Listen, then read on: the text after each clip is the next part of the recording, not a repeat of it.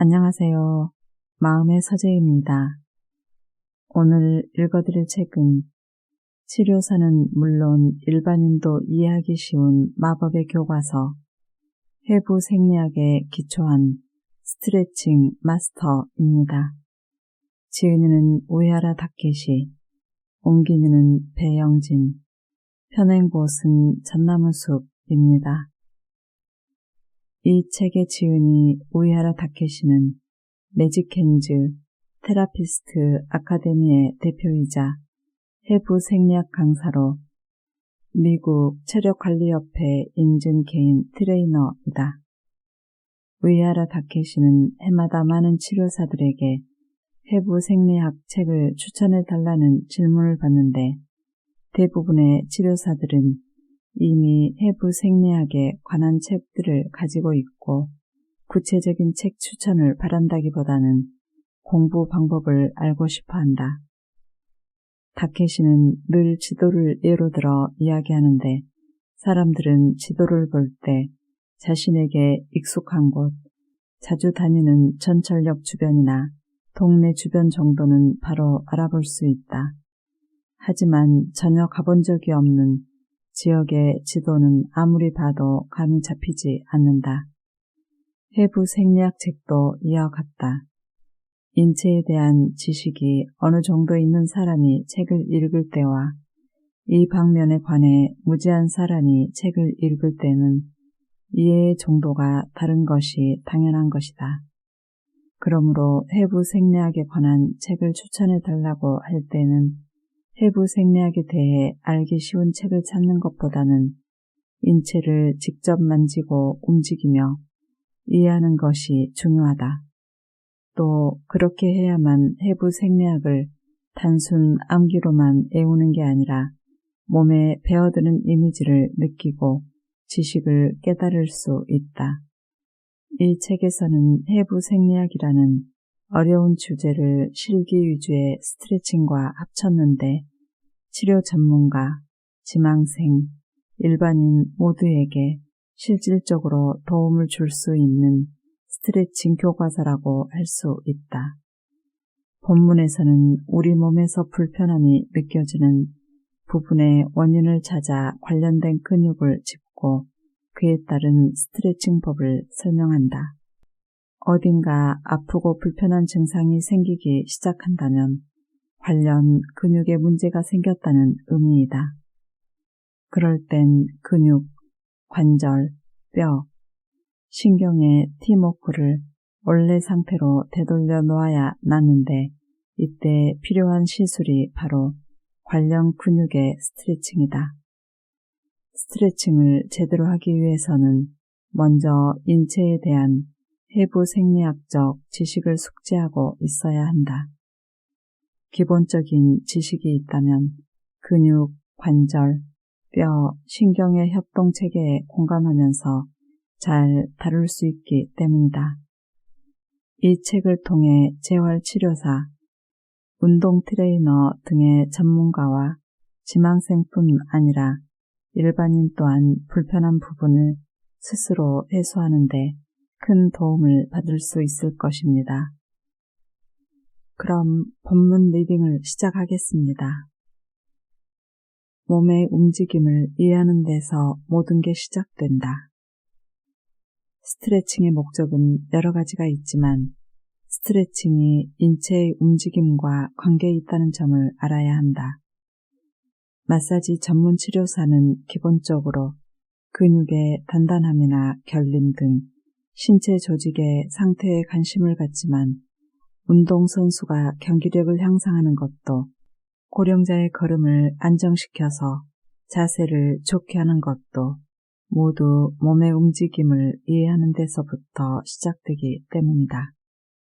그러나 이같이 움직임을 좋게 한다는 관점으로 고객을 대하는 치료사는 별로 없다. 만약 치료사가 스트레칭을 익힐 때 몸의 움직임을 깊이 이해하면 기술적으로 능숙해진다는 점을 알아야 한다. 그러면 도대체 움직임은 어떤 메커니즘으로 일어나는 것일까? 몸의 움직임은 근육, 관절, 뼈, 신경 조직의 팀워크로 이루어진다. 스트레칭 하면 맨 먼저 근육 이완을 떠올리는데 사실 몸의 움직임은 관절의 동작이다. 관절이란 뼈와 뼈가 서로 맞닿아 연결된 곳이며 그런 관절을 움직이는 것이 근육이다. 그리고 근육에 움직여라 하고 명령을 전달하는 것이 신경이다. 즉, 몸의 움직임을 이해하려면 근육뿐만 아니라 관련 부위들의 협동체계에 공감해야 한다. 그런데 이 협동체계가 무너지면 어떻게 될까? 스포츠팀에 비유해보자. 국내 최강의 축구팀이 있고 여러분 가운데 누군가가 그 팀의 감독이라고 치자. 시즌을 코앞에 둔 상황에서 점검해보니 선수들의 컨디션은 아주 좋고 경기 준비도 철저히 했는데 딱 한 가지 문제가 있다. 바로 선수들의 팀워크가 나쁘다는 것이다. 거듭 밝히지만 실력이 막강한 선수들이 모여있고 선수들 각각의 컨디션도 매우 좋다. 하지만 선수들 사이가 나빠서 팀워크가 제대로 발휘되지 않는다면 이 상태로 경기에 나가서 이길 수 있을까?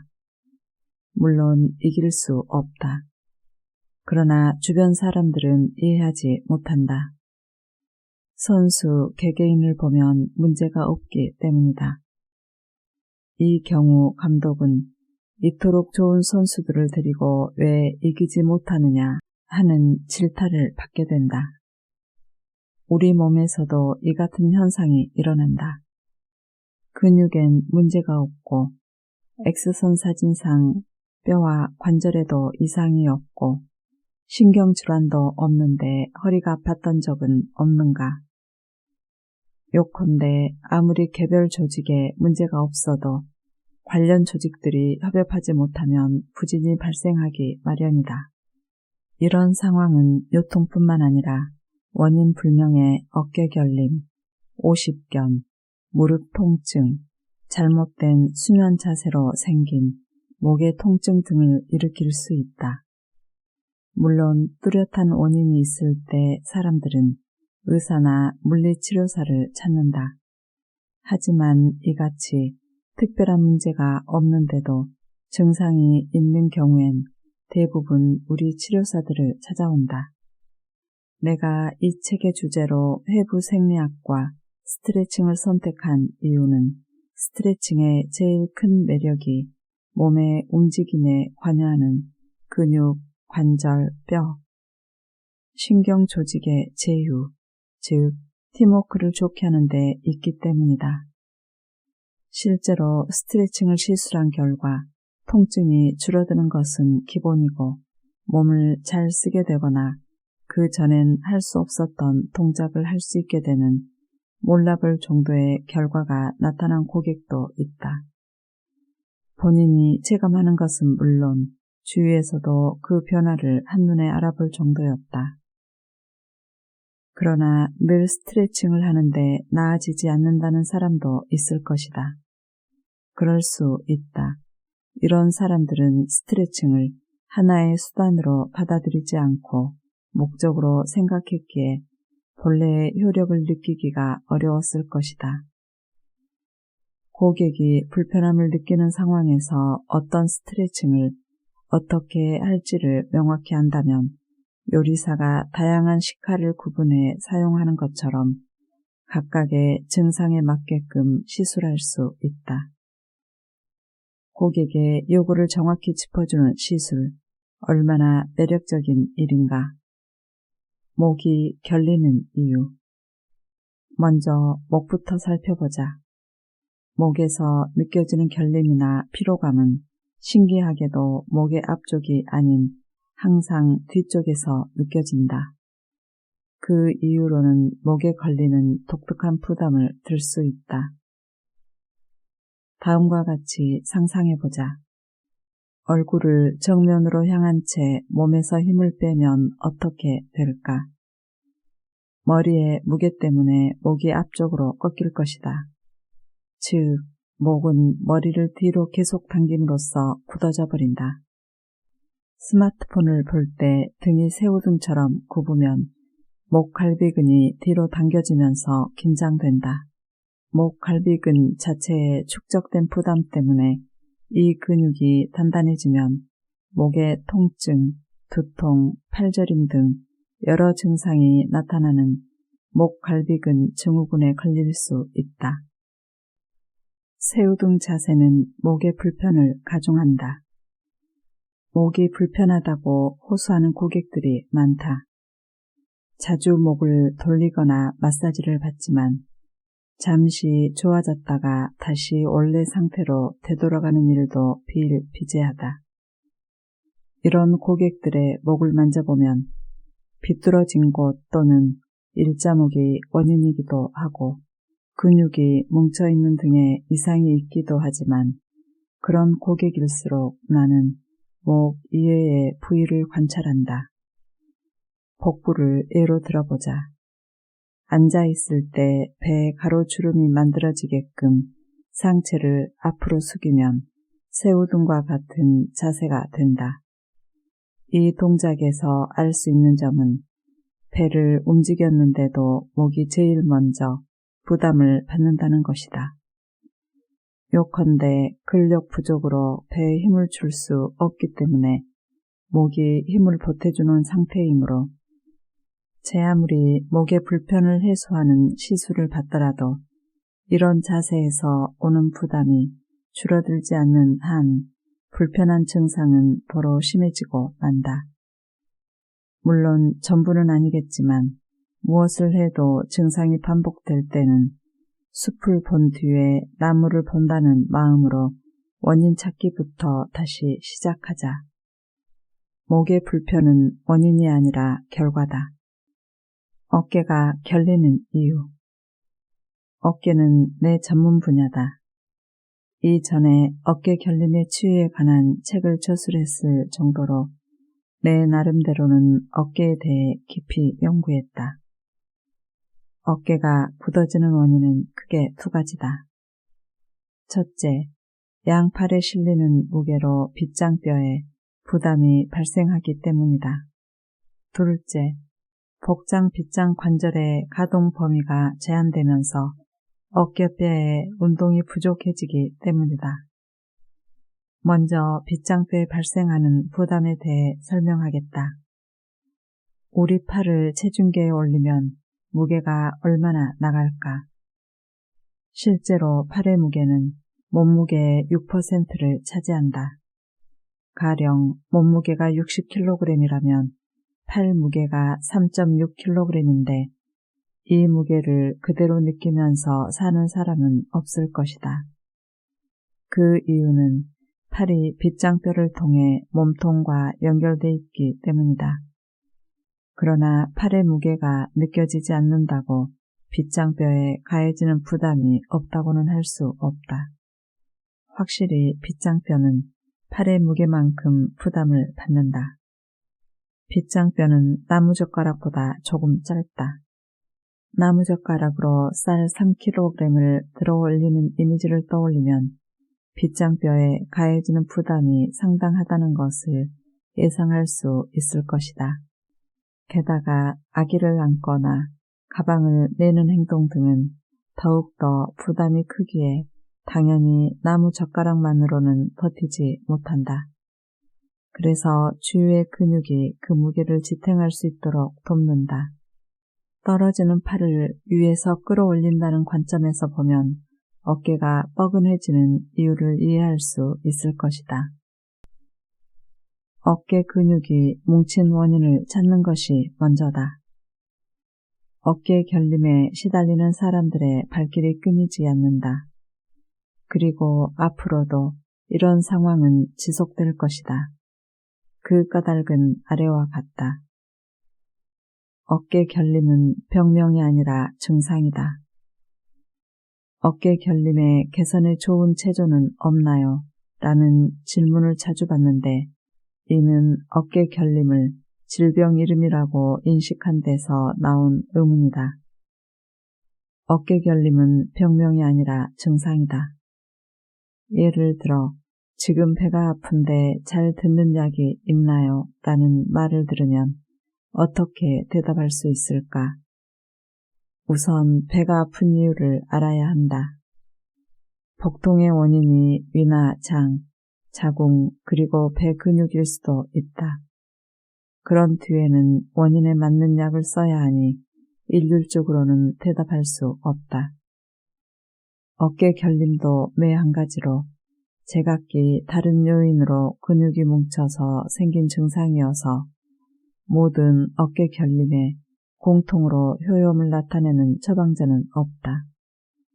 하지만 원인을 정확히 알 수 있다면 약처럼 그에 알맞은 대책을 세울 수 있다. 시술의 효과를 낼 수 있는 치료사와 그렇지 않은 치료사의 결정적 차이는 무엇일까? 어깨가 결린다는데 어떻게 시술하면 좋아질까라며 치료 기술을 생각하기 전에 대체 이 사람은 왜 어깨 근육이 뭉쳤을까라며 원인을 잘 찾는 것이 만족스러운 시술 결과를 만든다. 팔이 피로해지는 이유. 상담 중에 고객이 팔이 피곤해요 라고 호소하면 구체적으로 팔의 어느 부분을 말하는지를 파악할 필요가 있다.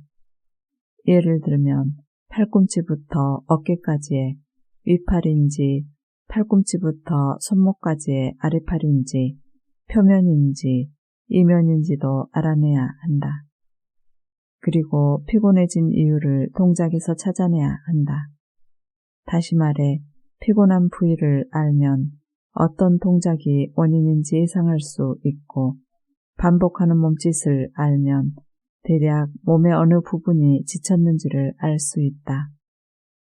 팔을 살펴보는 요령은 이러하다.